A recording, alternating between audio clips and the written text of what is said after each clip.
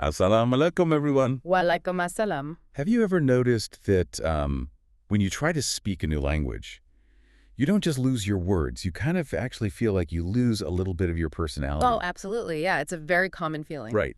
Like you are this funny, smart, complex person in your native language, but suddenly when you switch to English, you feel, I don't know, reduced to pointing at things and just using single words. Yeah, the caveman feeling, just pointing and grunting sometimes. Exactly. And today, we are looking at this really brilliant blueprint for an English learning program that is designed to solve that exact problem.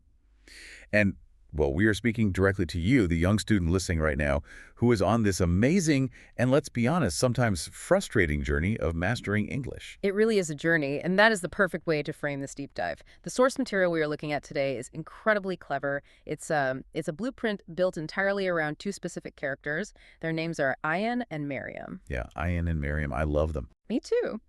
But our mission today isn't just to, summarize what they talk about.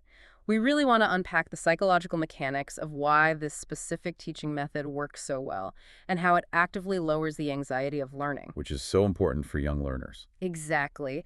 And of course, we are going to use their exact methods today to help you, the listener, master some foundational vocabulary for schools, hospitals, offices, and just your daily life. And the tone of this blueprint is just so good. It's designed to make learning simple, enjoyable, and completely free of anxiety. So for you listening, we are going to slow down today. We're going to emphasize clear word pronunciation and just keep things extremely encouraging. We really are. Because, well, let's talk about the strategy of these relatable personas first. Yeah, let's look at the characters. So first we have Miriam. She is positioned as the teacher figure, but she isn't strict, right? Right, no, not at all. She doesn't carry that intimidating authority of like a formal professor. She is cheerful. She's a confident speaker, and she is incredibly patient. Her primary role is to explain difficult concepts without ever making the listener feel inadequate. Which is huge. And then on the other side, we have Ayan.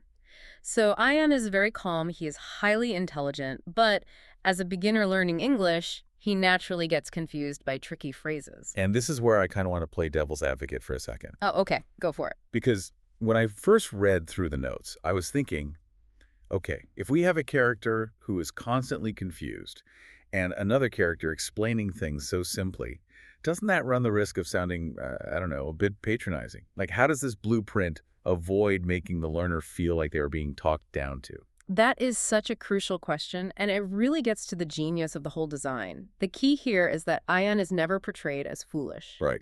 Lacking vocabulary isn't the same as lacking intelligence. Exactly. The blueprint makes it very clear that Ayan is a smart guy, he just doesn't know the code yet. So Ayan functions as this psychological shield for you, the listener. A psychological shield. I like that. Yeah. In linguistics, there's this concept known as the affective filter. It's essentially this invisible wall of anxiety. When you're afraid of sounding silly or making a mistake, that filter goes up, and your brain literally blocks new language from entering. Oh, wow. That makes so much sense. Yeah. So Ayan lowers the affective filter. Precisely. You know, I actually thought of an analogy for this while reading through the material. Think about your classroom at school, right? Ayan is like that brave friend in the classroom who always raises their hand to ask the quote-unquote obvious question. Yes. Oh, that's a great comparison. You know the one? The question that literally everyone else is secretly wondering about, but they are all just too paralyzed by the fear of looking uncool to actually ask it out loud. Exactly. Ayan is the ultimate classroom proxy. By having him ask things like, wait, what does that mean exactly? The blueprint actively points out the very common, totally normal mistakes that English learners make. But because Ayan is the one making the mistake, you don't have to feel bad. Right. You get to remain completely safe. It creates this highly supportive environment where making a mistake is treated as like an interesting puzzle to solve together rather than some big failure. It's a brilliant mechanism. So let's step into that safe environment right now and actually test it out. The blueprint begins by having Ayan and Miriam tackle one of the most high-pressure, rigid environments a young student faces, which is school. Oh, yeah. School can be incredibly stressful, especially when your brain is already working overtime just translating everything. Exactly. And in the source material, Ayan channels that exact worry. He comes to Miriam and he asks, my teacher said the assignment deadline is tomorrow. What does deadline mean? That is a perfect example of a high-stakes word. Let's really look at the pronunciation here for our listener, because the way the word sounds actually reflects what it means. Notice how the stress falls really heavily on the first syllable. Deadline. Deadline, yeah, it's very abrupt. It is. It's firm. And Merriam provides a wonderfully clear definition. She explains that a deadline is the final time to finish something. And I really appreciate that we aren't just memorizing some boring dictionary definition here. If you look at the mechanics of the word itself, it's a compound word, Yeah. right? Dead and line. It literally implies a line that you cannot cross. If you cross it, the opportunity is dead. That is the absolute best way to visualize it. And Merriam gives Ian a practical example to anchor this concept. She says, the science project deadline is Friday. Establishing that rigid boundary. Exactly. If you try to hand in your science project on Saturday, the line has already been crossed. It is too late. The final, absolute time to give it to your teacher was Friday. And then Ian does exactly what a good learner should do, right? He asks the clarifying question to confirm his mental model. He says, oh, so it means after that time, it may be too late. And Merriam is so encouraging there. She confirms he has grasped the logic perfectly. So let's bring this directly to you, our listener. Let's do a quick quiz focusing on school-related vocabulary terms just to practice. Yes, let's do it. We know that memory experts say the best way to learn a new word is to anchor it to your actual reality. So I want you to picture your own backpack right now. Picture your current school subjects. Got your backpack in mind. Good. Now, I'm going to ask you a question, and I want you to answer it in your head. Do you have a deadline coming up this Friday? Maybe a math worksheet or a short essay? Take a brief second to mentally schedule your next deadline. And let's add one more school word Ian struggled with. What is an assignment? If your teacher gives you an assignment, what is it? Think about it for a second. Okay, if you said it's a specific task or piece of homework given to you by your teacher, perfect explanation. Yes. You are doing a fantastic job. You are building those neural pathways right now. Just by personalizing the vocabulary, you transition it from short-term memory to long-term fluency. It's amazing how that works. Absolutely. Now, school isn't the only place where words have these really rigid, strict boundaries. The blueprint transitions us logically to another serious setting, which is the hospital. Right, a very stressful place if you don't know the language. Totally. So Ian finds himself a bit lost in this clinical environment. He tells Miriam, the nurse asked if I had an appointment. What exactly is an appointment? Once again, listen to the rhythm of the word here. Appointment. Miriam breaks this down beautifully. She tells him that an appointment is a planned meeting at a specific time. A planned meeting. Right. You agree with someone else that you will meet them at, let's say, exactly 3 o'clock on Tuesday afternoon. Now, here is where I find language learners often get trapped. And I know I definitely did this when I was studying other languages. We tend to put words into strict, isolated silos. Oh, yes, the vocabulary boxes. Exactly. I used to think, okay, the word appointment belongs in the hospital box. I only use it when I'm talking to a nurse or a doctor. But this blueprint actively works to tear those silos down. It's one of the most important lessons in the material. Words have multiple homes. Once Miriam defines appointment for the hospital context, she immediately expands that mental model. She explains that you make appointments with teachers, with managers, and with office workers. So it's not just for doctors. Not at all. If your parents need to speak with the principal of your school, they don't just walk in, right? They make an appointment. So it's essentially a scheduled promise to meet. If Ian just wanders into a hospital wanting to see a doctor without setting that promise up beforehand, the nurse has to ask, do you have an appointment? Because she needs to know if a specific block of time was protected just for him. Exactly. And Ian hears this and says, that makes sense now. Because it does. By breaking the word out of that hospital-only silo, Miriam gives the listener so much linguistic flexibility. Flexibility is the perfect word. Because as we move through this blueprint, we actually leave these serious, rigid settings of schools and hospitals, and we enter the ambiguity of daily life. The real world. Right. This is where the training wheels come off. Every day, casual English is where learners stumble the most. Because everyday English is absolutely packed with idioms. Oh, man. Idioms. Yeah. I find idioms fascinating because they are basically cultural shorthands. But if you are a beginner, they are just terrifying. They really are. Like, idioms are phrases that do not mean what the individual words actually say. Taking an English idiom literally is like trying to use a map of London to navigate New York City. The roads might look similar on the paper, but the destination you arrive at will be completely wrong. That is a highly accurate analogy, and the blueprint tackles this exact problem perfectly by placing Ion at the mall. The mall is a huge hub of casual, idiomatic English. It really is. I think the best way to explore how they handle this is to actually demonstrate it. Let's do a short role play of this specific exchange from the notes. You channel Ion's pure, literal confusion, and I will be the patient, Miriam. Oh, I love it. Okay, let me get into character. So, Miriam, I heard someone at the mall say they were window shopping. Are they buying windows? Haha, no. Window shopping means looking at items in stores for fun without actually buying anything. Wait, so people just walk around and check things for fun? Exactly right. Okay, stepping out of character for a second, that exchange is so revealing. Because if you translate window shopping literally in your head, you are picturing a customer carrying a massive pane of heavy glass out of a department store. Right, it sounds totally absurd. It does. And that is why Miriam's gentle laughter in that scenario is so important. Notice that it isn't mocking laughter. It is the laughter of a friend validating how silly English can be. Validating the confusion. I like that. Exactly. And to understand the idiom, it really helps to understand the history. Window shopping became a popular phrase when large plate glass windows were first installed in big city stores. Suddenly, stores could display their beautiful clothes and toys right on the street. Oh, I didn't know that. Yeah. So people would literally shop with their eyes through the window, keeping their money safely in their pockets. That context makes it so much easier to remember. You aren't buying the window. You are using the window to dream a little bit.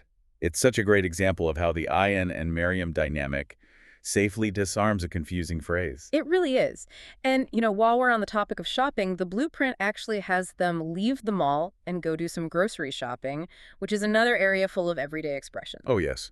Describe how they use everyday expressions during grocery shopping. That part is so relatable. Right. So Ian's at the grocery store, and he sees a sign next to the apples that says, sold out. And again, he uses his literal translation brain. He asks Miriam, did the apples sell themselves and go out? Which makes perfect grammatical sense if you don't know the phrase. Exactly. And Miriam patiently explains that sold out simply means the store had apples, but other people bought all of them, so there are 0 left. 0 left. Such a clean, simple explanation. And then they walk down another aisle, and Ian sees a big sign that says on sale. So he asks, isn't everything in the store for sale? Why is there a special sign? Oh, that's such a smart question. Ian really is the best classroom proxy because, yeah, everything in a grocery store is for sale. So why point it out? Exactly. And Miriam explains the difference. She says, yes, everything is for sale, but when something is on sale, it means it has a special, cheaper price just for today. It's a discount. A discount. Wow, just breaking it down like that takes all the stress out of going to the supermarket. It really does. It gives the learner the exact tools they need for daily life. And speaking of daily life, this brings us to the final major setting outlined in the blueprint. We move from the social environment of the mall and the grocery store into the collaborative environment of the office. Right, the workplace. And here, Ian asks Miriam a surprisingly profound question. He asks, what does teamwork mean? No, I have to admit, when I first read that, I was a bit skeptical. I thought, do we really need to teach the concept of teamwork to a student? Isn't working together a pretty universal human concept? Right, that's what I thought too. But the concept itself is universal, absolutely. But the cultural application and the sheer frequency with which the word teamwork is used in English-speaking environments, especially schools and offices, is very specific. That's true. We say it all the time. We do. And Miriam gives a very elegant definition. She says, teamwork means people working together to achieve the exact same goal rather than working alone. So it's essentially the opposite of isolation. Mm-hmm. You are pooling your resources, you're combining your individual strengths so that the entire group succeeds, whether that group is, say, a group of doctors at the hospital or a group of students doing a Friday science project. Exactly. Working together for the same goal. And if we connect this to the bigger picture, the whole meta-narrative of the entire blueprint is revealed right here. Oh, how so? Well, the dynamic between Ian and Miriam isn't just a teaching method. It is the ultimate example of teamwork in action. Oh, wow. I didn't even think of that. Yeah. Miriam brings the foundational knowledge and the patience. And Ian brings the curiosity, the bravery to be wrong, and the questions. Together, they create a functional team that achieves the goal of making real English accessible. That That actually gives me chills, honestly, Yeah. because it means the listener's part of that team. Yes, exactly. If you are listening right now, you aren't just some passive audience member. You are the third member of this team. We're all working together toward the exact same goal, which is helping you feel confident, breaking down that affective filter, and getting you comfortable speaking English in any setting. It is a profoundly empowering way to look at education. The anxiety of learning a language really begins to disappear the moment you realize you aren't expected to figure it all out entirely alone. Right. There is a support system built into the very structure of these lessons. Okay, well, we have covered some truly fantastic ground today, moving all the way from strict, rigid boundaries to flexible, everyday idioms. Let's do a quick analytical recap of the most important phrases we extracted from the source material today, just so they really solidify in your mind. Good idea. First, we explored the high-stakes English of the school environment with the word deadline. Remember, a deadline is that firm boundary, the final time to finish something, like handing in your homework on Friday. Yes, that deadline. Next, we broke down the mental silos of hospital English with the word appointment. We learned that an appointment is a planned promise to meet at a specific time. And, crucially, you can use it for doctors, teachers, or office managers. Then we navigated the ambiguous world of the mall and tackled idioms with the phrase window shopping. This means enjoying looking at items in stores for fun without actually purchasing anything. And we also stopped by the grocery store. We learned that sold out means there are 0 items left, and on sale means a special cheaper price. Oh, right, the grocery store. And finally, we looked at the office setting to truly understand teamwork.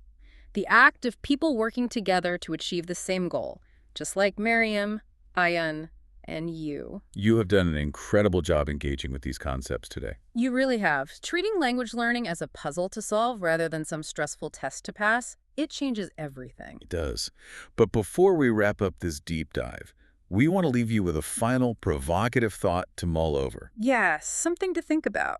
We talked a lot today about Ayan, the classroom proxy, who bravely asks all those obvious curious questions so you don't have to feel anxious. If you were to create your own imaginary learning partner, someone just like Ayan who could walk around with you in your daily life, what specific situations would you want them to handle? Oh, that's a great question. Think about the places you go where English feels the most rigid or the most confusing. What exact questions would you want your brave partner to ask on your behalf? Identifying those areas of confusion is really the first step to mastering them. Keep noticing those tricky words, and always remember asking, wait, what does that mean exactly? Isn't a sign of weakness. It is the absolute smartest thing a learner can do. It is the ultimate superpower. Well, the brilliant blueprint we explored today ends with a very specific, culturally resonant sign-off. It acknowledges the journey ahead, and it feels absolutely perfect to close our deep dive today by quoting it together. See you in the next episode, inshallah. See you in the next episode, inshallah.